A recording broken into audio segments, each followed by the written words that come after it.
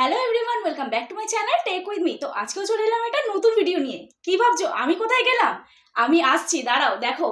আজকে হঠাৎ করে ইন্ট্রোটা এইরকম ভাবে কেন শুরু হলো? তো দেখো, বেসিক্যালি আজকে টাইটেলে থাম্বনেল লিখে তোমরা বুঝতেই পেরেছো যে কোন টপিক নিয়ে কথা বলতে চলেছি। হ্যাঁ, আজকে আমি তোমাদেরকে বলবো যে আমার ব্যাকগ্রাউন্ড বা আমার স্টুডিও কি রকম। তো এই ভিডিওটা একটা রিকোয়েস্টিং ভিডিও। যখন আমার চ্যানেলে 1000 সাবস্ক্রাইবার কমপ্লিট হয়নি তখন থেকে এই ভিডিওটা রিকোয়েস্ট হয়েই আসছে যে দিদি তোমার ব্যাকগ্রাউন্ডটা বা তোমার স্টুডিওর একটা ভিডিও দাও। তো আজকে ভাবলাম ফাইনালি করেই নি, কারণ আজকে সেরকমভাবে ভিডিও প্রিপেয়ার হয়নি। আজকের হচ্ছে নীল ষষ্ঠী, মানে ওই কি বলে ওই সন্ন্যাস নেয়, তারপরে হচ্ছে পয়লা বৈশাখের আগে হয় না?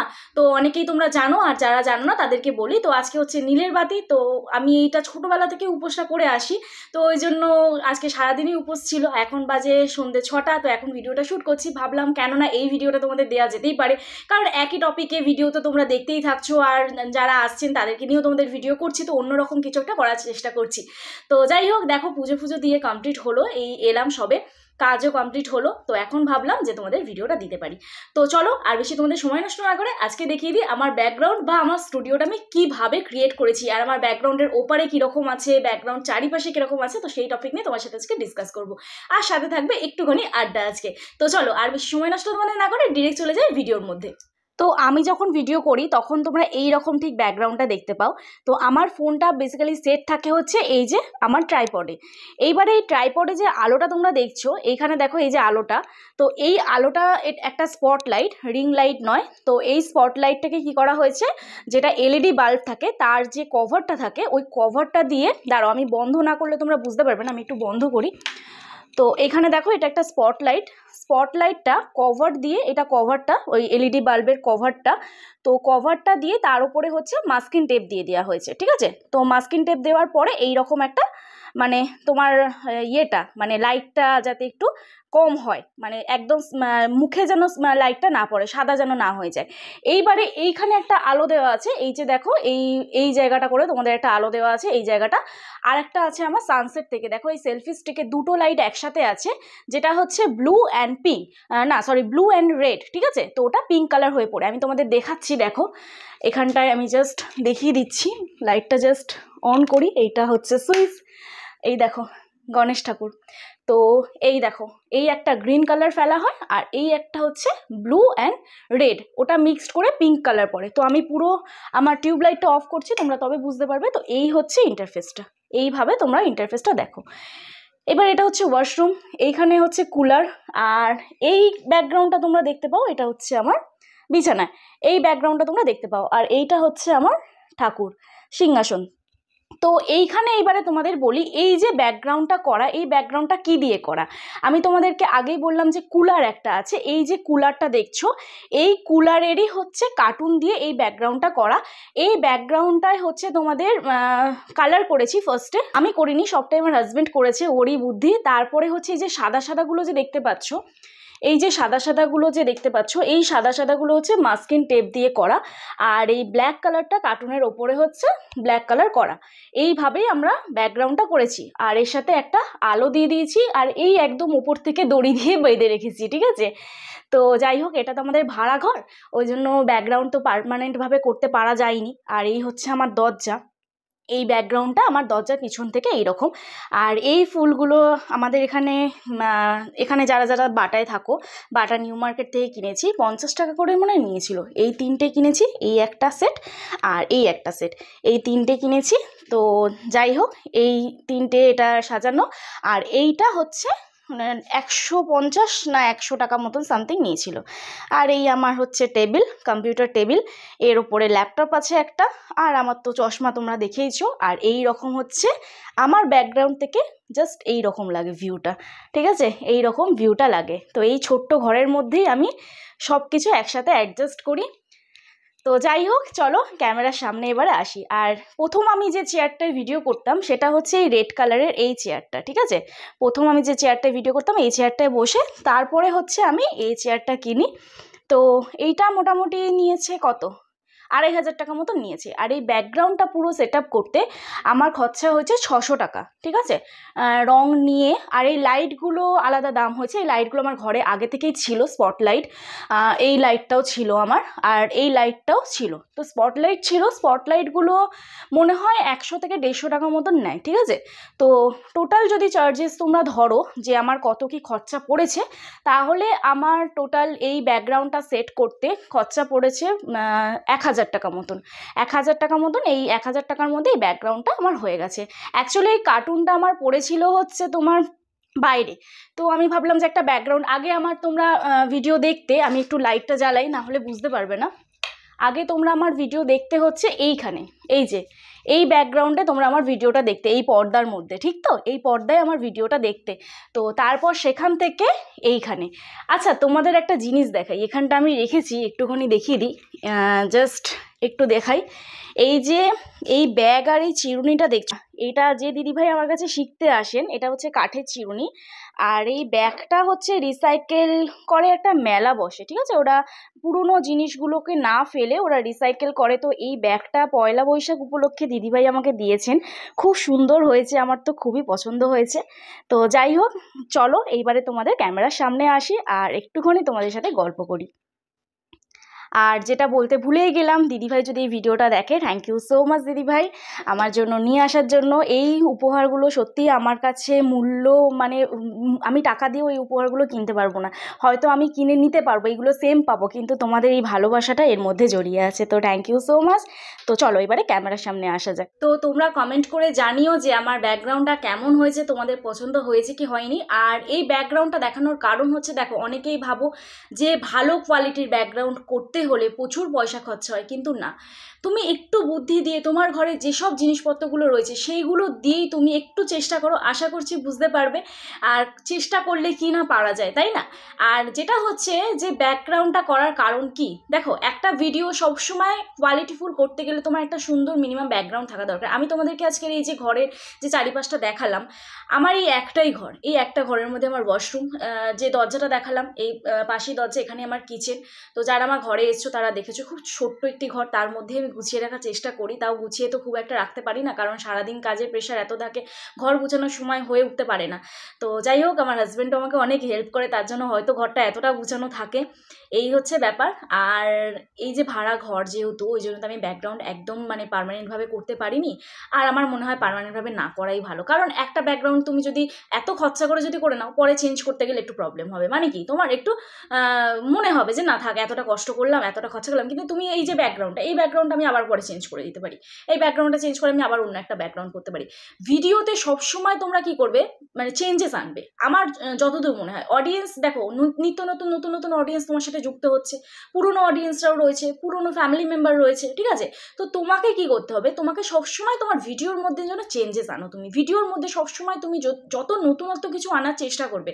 আমি আজকের ডে 1 থেকে আমার ভিডিওর মধ্যে চেঞ্জেস আনার চেষ্টা করেছি। আমার ভিডিও তোমরা কখনো বোর পাবে না, আমার ভিডিও নিত্য নতুন এক একজনকে আমি ইনভলভ করছি এখন রিসেন্ট।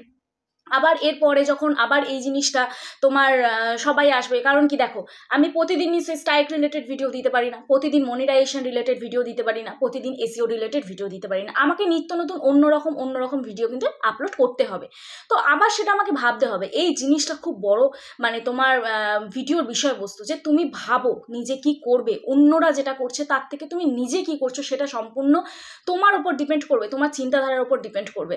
তো এটাই। আর আমার ভিডিও সাকসেস যদি বলতে চাও, এখনও আমি সাকসেসফুল ইউটিউবার হতে পারিনি, কারণ আমার সাকসেসফুল ইউটিউবার হতে গেলে প্রচুর পরিশ্রম করতে হবে, এখন সবে শুরু। তো এটাই বলবো, তোমরাও খাটো, তোমরাও পরিশ্রম করো, তোমরাও জীবনে নিশ্চয়ই সাকসেস পাবে। আর শুধু একটাই জিনিস মনে রাখবে, যে কাউকে নকল করে নয়, নিজের ক্রিয়েটিভিটিটাকে দেখাবে। তোমাকে দেখে যেন মানুষ শেখে, তোমাকে দেখে যেন মানুষ ইন্সপায়ার হয়, এই রকম নিজেকে গড়ে তোলো, তোমাকে দেখে যেন মানুষ কিছু শিখতে পারে। আমি সবসময় এটুকু চেষ্টা করি যে আমার মাধ্যমে তোমরা যাতে কিছু শেখো। আজকে যেমন একটি দিদিভাই আমাকে ফোন করেছিল সকালবেলা, নামটা মনে পড়ছে না, দিদিভাইয়ের কবিতার চ্যানেল, এক আকাশ, তারপরে নামটা মনে পড়ছে না, সরি দিদিভাই, যদি তুমি ভিডিওটা দেখে থাকো তাহলে একটু আমাকে মেনশন করো তোমার চ্যানেলের নামটি। তো সেই দিদিভাই আমাকে বললো যে কালকের ভিডিওটা দেখে দিদিভাইয়ের চোখে জল এসে গেছে। এটা আমার পরম পাওনা ছিল, পরম পাওনা, যে আমার মাধ্যমে যদি তোমরা কেউ ইন্সপায়ার হও, যদি কেউ ইউটিউব ছেড়ে না যাও, যদি ভিডিও কন্টিনিউ করো, তাহলে এটাই আমার সাকসেস। আমি ইউটিউব থেকে সাকসেস নাই পাই, কিন্তু এই যে কিছু মানুষের জীবনে তো আমি কাজে এসেছি, কিছু মানুষের জীবনে তো আমি মানে তাদের ফিউচারে কিছু তো করতে পেরেছি। যদি তারা একসময় সফল হয়, অবশ্যই হবে। দেখো, আমি সবসময় আগেও বলে এসেছি, আজও বলছি যে ইউটিউবটা হচ্ছে একটা বিজনেস। তোমার সময় যখন থাকবে অবশ্যই তুমি সাকসেস পাবে। আজকে আমি চাইলেই কিন্তু একটা ভিডিও দিতে পারতাম, ভিউজ কেন হচ্ছে না, সাবস্ক্রাইবার কেন হচ্ছে না, বসে তোমাদের বুঝিয়ে দিতাম, ইজি হয়ে যেত। কিন্তু না, ব্যাপারটা অত ইজি নয়। ভিউজ কেন হচ্ছে না, সাবস্ক্রাইবার কেন বাড়ছে না, তার আগে তোমাদেরকে এই জিনিসগুলো ফোকাস করতে হবে যে তুমি কিভাবে ভিডিও শ্যুট করছো। আমি আগে যখন ভিডিও করতাম, এই যে আমার ব্যাকগ্রাউন্ডটা দেখলে যে বিছানার উপর দেওয়াল, ঠিক আছে, এটা যে ছিল, এর মধ্যে বসে যেতাম ভিডিও করতে। ঘর এলোমেলো রয়েছে, তারপরে কি খাচ্ছি, কি কাজ করছি, কি না করছি সেটাই দেখিয়ে দিতাম। আর একটা ঘর, রান্নাঘর একটা, তো বেশি তো আমি ডেলি লাইফস্টাইলটা তুলে ধরতে পারতাম না। রান্না করছি, খাচ্ছি, আর আমি সেরকম তো আমাদের দৈনন্দিন জীবনে দেখো, যারা কাজের মধ্যে থাকে বেরোনো প্রতিদিন পসিবল হয় না, আর মধ্যবিত্তদের ঘরে বেরোনো সত্যিই পসিবল হয় না, ঠিক আছে। এইবারে আমার সেরকম ডেলি লাইফস্টাইল কিছু ছিল না যখন আমি ব্লগ করতাম। তো তারপরে ভাবলাম যে মানুষের প্রয়োজনীয়তাটাকে কাজে লাগাতে হবে। আমি যেকালে জানি আমাকে একটু জাস্ট স্টাডি করতে হবে, স্টাডি করে আমাকে এই জিনিসগুলো বুঝতে হবে। হ্যাঁ, আমি কিন্তু এখনও বলছি, আমি ইউটিউবের ব্যাপারে হয়তো আমার 80% নলেজ নেই, সবাই হয়তো 20% আমি গেইন করেছি। যেটুকু পারি আমি সেটুকু তোমাদের মাধ্যমে আমি সেটা শেয়ার করি, তোমাদের যাতে একটু উপকার হয়। আমি যদি সবই জানতাম তাহলে আমার চ্যানেল একদিনই 1 লাখ সাবস্ক্রাইবার হয়ে যেত। আমার চ্যানেলে আমি যেভাবে কাজ করেছি সেইভাবে তোমাদের বলে দিই, আর সেইভাবেই তোমরা করো। কিন্তু হ্যাঁ, সবসময় ওই এসইও করে গেলে, চ্যানেলে হচ্ছে প্রতিদিন নিয়মিত ভিডিও ছেড়ে গেলে তাহলে কিন্তু হবে না। তোমাকে মেন ব্যাপার ভিডিওর কোয়ালিটি আর তোমার কমিউনিকেশন স্কিল, এই দুটোকে তোমাকে ইমপ্রুভ করতেই হবে, যেটা একজন ইউটিউবারের মোস্ট ইম্পর্টেন্ট দরকার। তার মধ্যে এই গুণটা অবশ্যই থাকা দরকার, যে সবসময় নতুনত্ব চিন্তা কি করে তুমি আনবে, নতুনত্ব তোমাকে করতে হবে। আজকে বলো, আমি তো চাইলেই হচ্ছে, যদি আমি ভিডিও করতাম, আমার যে দেওয়ালটা আছে, মানে আমার যে বিছানার ওপর যে দেওয়ালটা আছে, এমনি তো আমার ঘরটা মানে সব হচ্ছে প্যাকড আপ, একটাই ঘরের মধ্যে সব এত জিনিসপত্র। তো যাই হোক, সব কিছু একটা ঘরের মধ্যেই রাখা, আর রান্নাঘর আছে, সেখানেই ডাইনিং টেবিল আছে, আর তো স্পেস নেই, তো ওই জন্য একটা ঘরের মধ্যে আমাকে সব কিছু রাখতে হয়। এবার আমি যদি চাইতাম যে আমি এই ব্যাকগ্রাউন্ডটা দেখছি, এই ব্যাকগ্রাউন্ডের পিছনে হচ্ছে একটা জানলা, ঠিক আছে, তো ওই জানলাটাকে আমি কভার করে এই ব্যাকগ্রাউন্ডটা করেছি।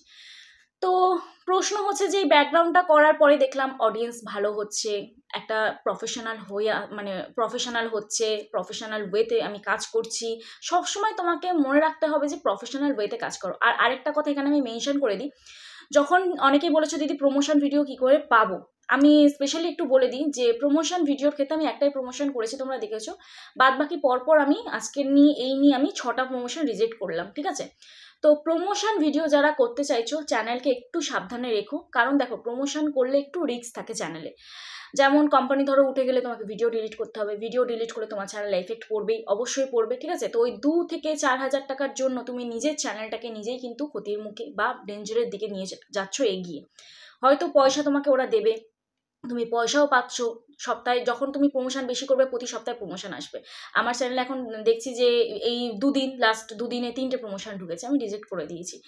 তো যাই হোক, যারা প্রমোশন করতে চাও একটু নিজের চ্যানেলটাকে, মানে যদি তোমার এটা ফার্স্ট প্রায়োরিটি হয়ে থাকে, তাহলে আমি বলবো যে নিজের চ্যানেলকে আগে গ্রো করো।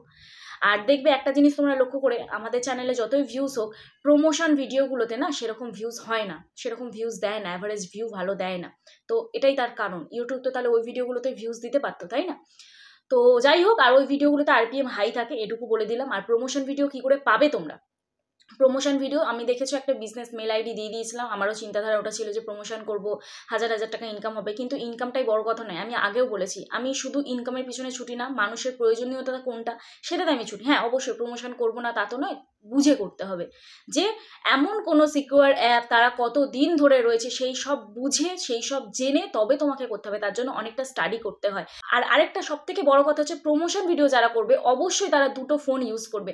যে ফোনে চ্যানেল রাখছো, মানে যে ফোনে চ্যানেল লগ ইন করা আছে সেই ফোনে কখনো ওই বিজনেস মেল আইডিটা লগ ইন থাকবে না, অন্য একটা ফোনে business mail ID log in থাকবে, অন্য একটা নাম্বারে সেই মানে তোমার হোয়াটসঅ্যাপ নাম্বার আর টেলিগ্রাম নাম্বার সেই ফোনটাতে ইউজ করবে। তো আমার মানে সম্পূর্ণ আলাদা একটা ফোন আমি ইউজ করি তার জন্য, বিজনেস মেল আইডির জন্য।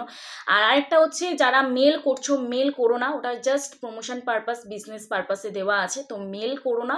মেল করলে হয়তো রিপ্লাই আমি নাও দিতে পারি, সম্ভব না, কারণ কি মানে এত জায়গায় SMS আসছে সবাইকে, আলাদা আলাদা জায়গায় তো চেক করে বলা পসিবল নয়। তো তোমরা ফেসবুকে আমার সাথে যোগাযোগ করো, ফেসবুকে থরলি আমি রিপ্লাই দিই, একটু সময় লাগে অবশ্যই, তো একটু সময় লাগবে, একটু সময় আমাকে দাও, আশা করছি তোমরা দেবে। আর ভিডিও তো রেগুলার পেতেই থাকছো, আর তোমাদের কি ভিডিও লাগবে কি প্রয়োজন সেটা আমাকে কমেন্ট করে জানাও। কমেন্টে রিপ্লাই আমি যদি না দিতে পারি, আমি ভিডিওর মাধ্যমে তোমাদের রিপ্লাই দিয়ে দেবো, ঠিক আছে? আর এই ভিডিওটা তো সম্পূর্ণ রিকোয়েস্টেড ভিডিও, সেটা আমি তোমাদের আগেই বললাম, প্রথমেই বললাম। তো আশা করছি তোমরা বুঝতে পেরেছো আমার ব্যাকগ্রাউন্ড, আমি কিভাবে ভিডিও শ্যুট করি। তো তোমরাও যারা প্রফেশনাল ওয়েতে কাজ করতে চাইছো, একটা সুন্দর ব্যাকগ্রাউন্ড ক্রিয়েট করো নিজেদের মতন করে, কম খরচায়, অবশ্যই কম বাজেটে। আমি যদি বলি যে ইনভেস্ট আমি কী করেছি, একটা মাইক কিনেছি BoAM1, আর আমার ফোনটা Vivo V27, ঠিক আছে, এই ফোনটা আর এই ব্যাকগ্রাউন্ডটা, তো এটাই ইউটিউবে ইনভেস্টমেন্ট, আর কিছু আমি ইনভেস্ট করিনি।